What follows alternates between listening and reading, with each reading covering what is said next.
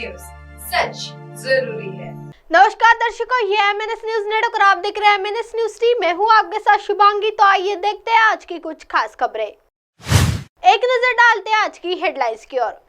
PM Modi ने की आचार्य विद्यासागर महाराज से मुलाकात, मां बमलेश्वरी मंदिर में की पूजा अर्चना।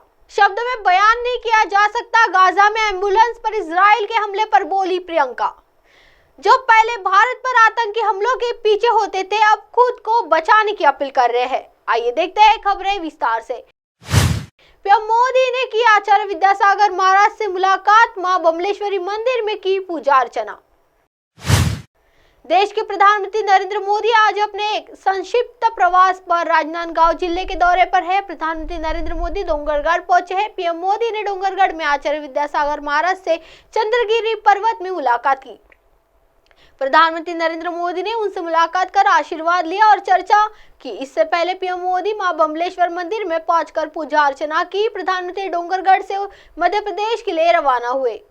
विधानसभा चुनाव के मद्देनजर प्रधानमंत्री नरेंद्र मोदी के डोंगरगढ़ दौरे को महत्वपूर्ण माना जा रहा है। जैन वोटर को साधने और विभिन्न विषयों पर चर्चा करने के लिए यह संक्षिप्त दौरा माना जा रहा है। प्रधानमंत्री नरेंद्र मोदी के डोंगरगढ़ दौरे को लेकर डोंगरगढ़ को छावनी में तब्दील कर दिया है। सुरक्षा के कड़े इंतजाम किए गए हैं। प्रधानमंत्री नरेंद्र मोदी के डोंगरगढ़ आगमन को लेकर भारी संख्या में बल तैनात की गई है। प्रधानमंत्री नरेंद्र मोदी के डोंगरगढ़ दौरे के कई मायने निकले जा रहे हैं। कुछ माह पहले देश में हुए जैन मुनियों की हत्या के बाद समाज आक्रोशित था। प्रधानमंत्री नरेंद्र मोदी के आचार्य विद्यासागर महाराज से मुलाकात को इससे भी जोड़कर देखा जा सकता है। इसके साथ ही छत्तीसगढ़, मध्य प्रदेश और राजस्थान में विधानसभा के चुनाव है। इस मुलाकात को उससे भी जोड़कर देखा जा सकता है। आइए बढ़ते हैं अगली खबर की ओर।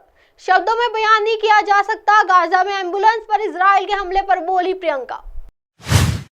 गाजा में जारी तनाव के बीच कांग्रेस महासचिव प्रियंका गांधी ने रविवार को संघर्ष विराम को तत्काल लागू करने का आह्वान किया। गाजा सिटी के अल शिफा अस्पताल के बाहर एक एम्बुलेंस पर इजराइल के हालिया हमले का जिक्र करते हुए उन्होंने कहा कि यह घटना भयावह और शर्मनाक है, जिसे शब्दों में बयान नहीं किया जा सकता है। कांग्रेस नेता जनसभा को संबोधित करते हुए यह कहा, यह भाग्यवह और शर्मनाक है कि करीब 10,000 नागरिक, जिसमें लगभग 5,000 बच्चे हैं, इनका नरसंहार किया गया है। पूरे परिवार की पंक्तियां खत्म कर दी है। अस्पतालों और एम्बुलेंस पर बमबारी की गई है। शरणार्थी शिविरों को निशाना बनाया गया है।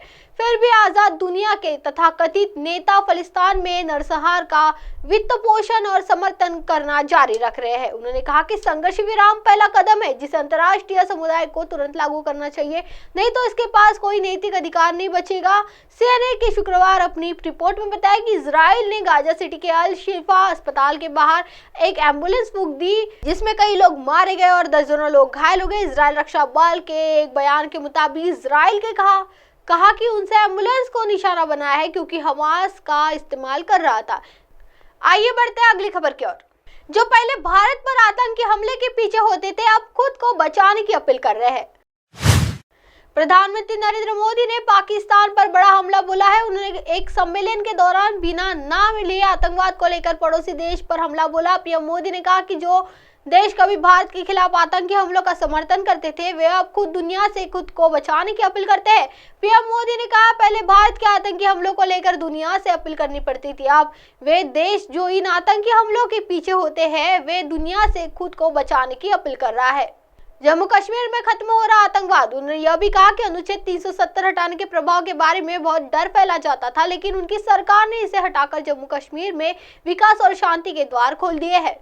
मोदी ने कहा कि जम्मू कश्मीर में आतंकवाद खत्म हो रहा है और पर्यटन बढ़ रहा है। उन्होंने रेखांकित किया कि उनकी सरकार इस क्षेत्र को विकास की नई ऊंचाई तक पहुंचाने के लिए प्रतिबद्ध है। अब आप हमारे चैनल को आपके मोबाइल पर भी देख सकते हैं। मोबाइल ऐप पर देखने के लिए play store MNS news CS download करें। इंस्टा, ट्विटर, हाईकुक, फेसबुक और कई सोशल मीडिया प्लेटफॉर्म पर हमारा चैनल उपलब्ध है। आप इसे यूट्यूब पर भी देख सकते हैं। आप हमारे चैनल को लाइव भी देख सकते हैं www.mnsnewst.com पर। फिलहाल वक्त होने लगा दर्शकों ब्रेक का। ब्रेक से लौटने के बाद देखिएगा देश और दुनिया की तमाम बड़ी खबरें। बने रहिए MNS न्यूज टी पर। नमस्कार।